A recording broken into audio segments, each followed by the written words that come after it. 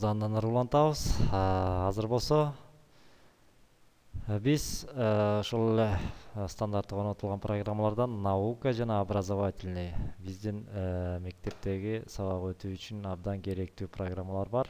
Мисалы образовательный. Мына бул жерден бир нече программаларды көрсөтсөк болот. Эми мунун баарын айтып отурбайлы, бир-эки программаны көрсөткөлө. Мисалы Leibniz graph plotter. Бул графикалык же болбосо ар кандай графика түзүүчү программа болуп эсептелет. Мынакей y1, y2.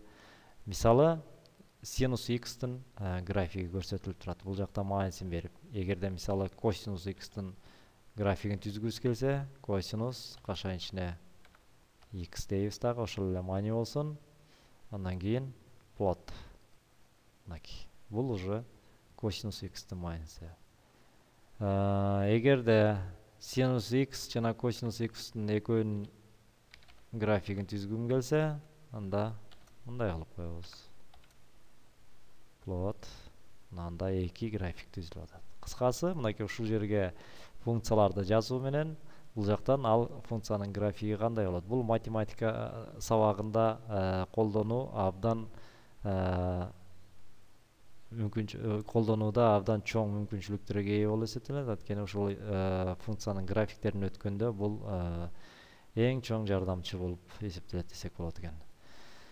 Андан башка образовательныйга дагы кандай программа? Мисалы дагы мисалы Blinken. Бул программа мисалы адамдын же болбосо окуучулардын памятын же болбосо эс тутумун өстүрүүчү оюн болуп эсептелинет. Улам күйгөн сайын ошону басып турушубуз керек экен. Образовательный. Мисалы K-бруш. Бул дагы математикалык программа болуп эсептелинет. Learning. Биринчи learning дегенди басып, кандайча жүргүзүлөт, ошону карап көрүп алсаңар болот экен.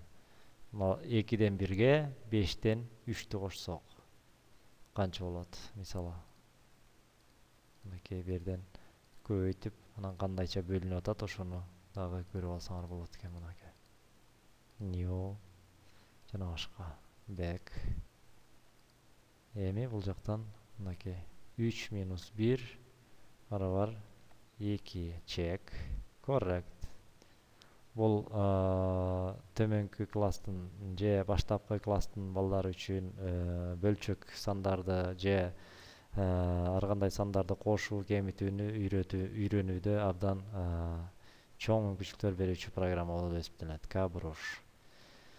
Ушуга окшогон программалар окутууда үчүн керек болуучу программалар абдан көп. Ошол программаларды колдонуп биз чоң биздин сабактардын сапаттуулугун дагы жогорулатсак болот экен. Бул болсо ушул мынакей координаталык ок турат. Ошол координаталык окко графиканы түзүү, графикалык чиймелерди түзүү болуп эсептелинет экен мындай кылып. Жана ошону графикалык чиймени биз кагаз бетине чыгарып алсак болот экен. Мына. Мындай кылып айланаларды түзүп, же болбосо 3 чекиттүү айланаларды түзүп, мына эллипсти түзүп, чоңойтуп кое берсек болот экен. Мына 3 чекиттик. Кыскасы, окутуу үчүн керек болуучу программалар абдан көп. Ошолор Ubuntu операциялык системасынын дагы бир жетишкендиги болуп, абдан чоң жетишкендиги болуп, ушул окутууда окутуучу программалардын бекер окутуучу программалардын абдан көптүгүндө болуп эсептелинет экен.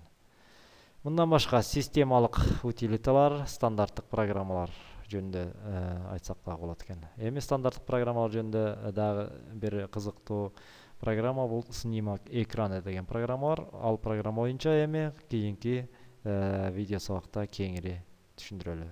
Ушуну менен бул сабагыбыз аягына чыкты. Кийинки сабактан жолугушканча саламатта калыңыз.